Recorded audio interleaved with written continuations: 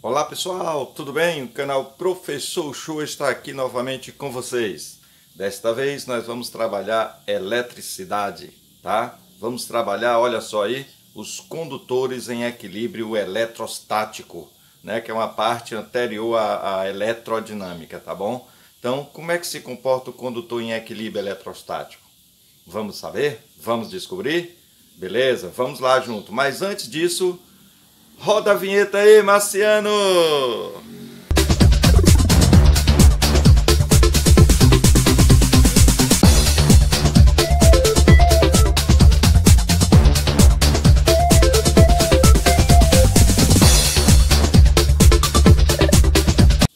Olá pessoal, vamos lá então à nossa aula. Veja só, quando você imagina a situação em que está ocorrendo um fenômeno de uma chuva perigosa, cheia de raios, né? Por que acontecem esses raios? O que está ocorrendo aí? Ora, vamos ver bem aqui rapidinho a situação. Você tem uma nuvem, tem um solo, né? Aqui está o solo, e tem uma árvore. E uma pessoa aqui, ó, próxima à árvore. Será que a pessoa pode se proteger próximo a uma árvore numa chuva perigosa? Claro que não. Por quê? Porque as árvores, elas são a região alta do ambiente, da região, e elas podem se eletrizar. Imagina que você tem aqui uma árvore, ó, ela geralmente é pontiaguda e se eletriza totalmente, né? Está eletrizada, aqui tem poucas cargas, tá? Mas a árvore está totalmente eletrizada e a pessoa que está próximo também fica eletrizada.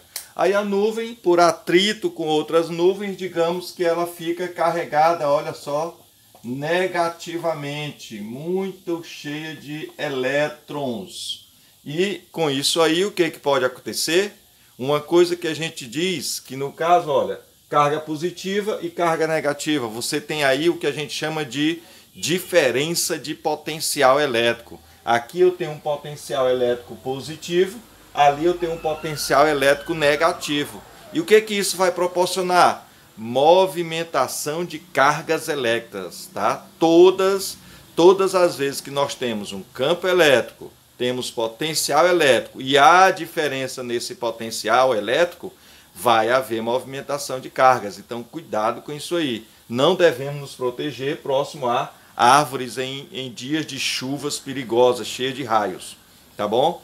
Então, por conta disso, olha só, o que pode acontecer? Um raio pode cair, né, vir lá da nuvem para o solo e se movimentar. Aí esse raio, esse relâmpago, né, emite luz e tal, e vai chegar a cair até a árvore. Eletriza a árvore, se a pessoa está aqui, ela também pode sofrer a ação disso aí e chegar até a morrer.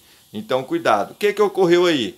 Você vê que é uma situação em que há movimentação de cargas. O raio são elétrons se movimentando aí pelo espaço, né, entre a nuvem e a árvore.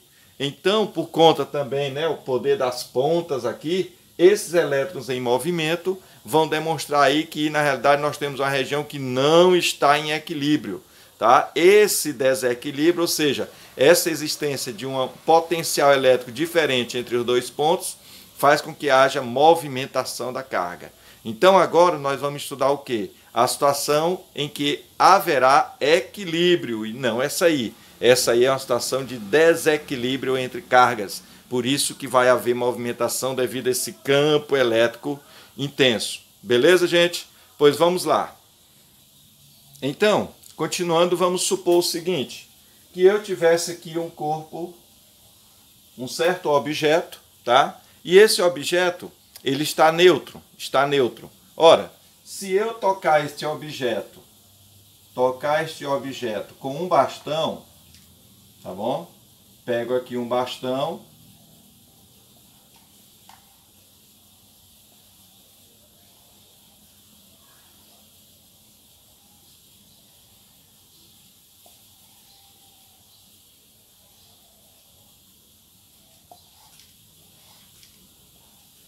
olha só.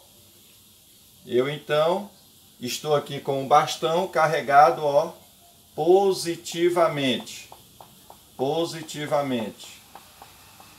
e o objeto estava neutro. Se o objeto estava neutro, o que vai acontecer quando eu toco ele com o corpo positivamente carregado? Ora, esse corpo positivo vai atrair elétrons, né? Digamos que aqui ele tinha 4 prótons e 4 elétrons.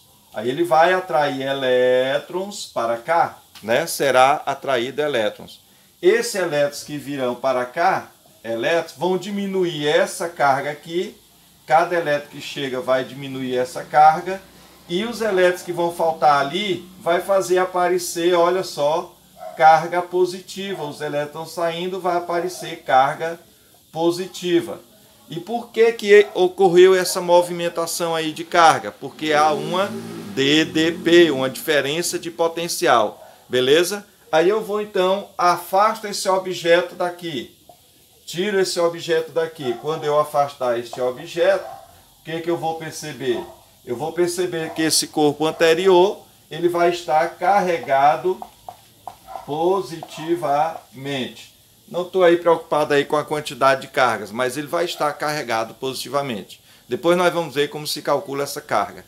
Mas veja só, quando ele está aqui carregado positivamente e não tem mais nenhum objeto próximo a ele, eu retirei este corpo aqui que nós chamamos de indutor, né?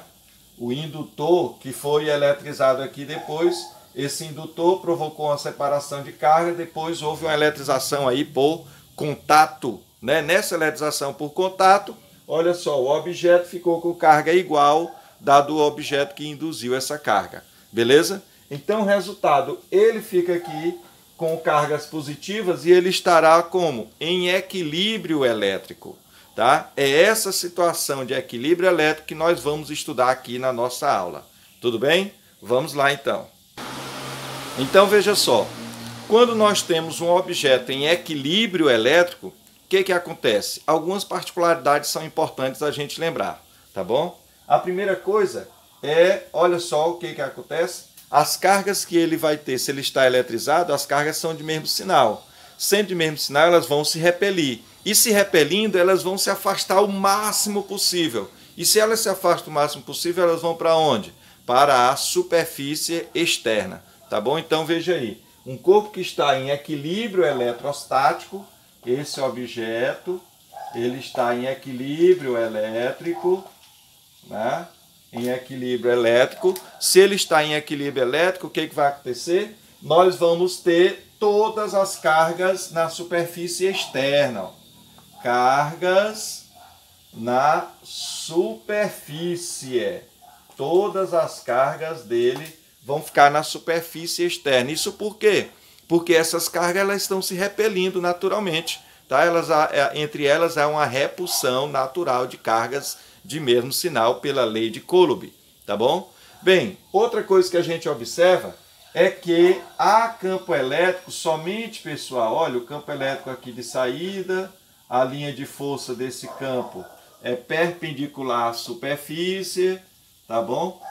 Perpendicular aqui à superfície o tempo todo, e esse campo elétrico só existe da superfície para fora. Dentro nós não temos campo elétrico, tá bom? Então nós podemos dizer isso, ó, que o campo elétrico no interior de um condutor em equilíbrio, ele é nulo, tá bom?